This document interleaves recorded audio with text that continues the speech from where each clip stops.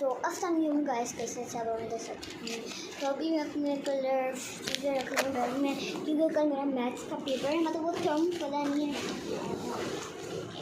हमारे पीरियड्स भी होंगे साथ में, तो ये सारी चीज़ें पैक करनी हैं।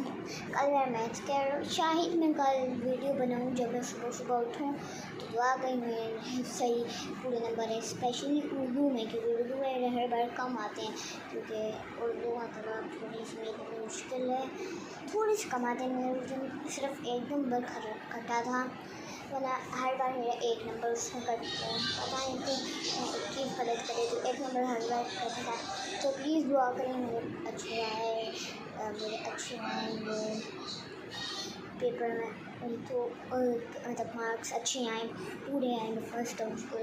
तो प्लीज़ सब्सक्राइब लाइक कर दीजिए, आपका सपोर्ट मेरे लिए, तो थैंक यू। आपके मेरे लिए दुआ कीजिए, तो सब्सक्राइब और लाइक करें। बाय। ओह सॉरी, दूसरी बात, ये आप 1 के सब्सक्राइबर्स को करवाने हैं। ओके बाय, अल्लाह हाफिज़।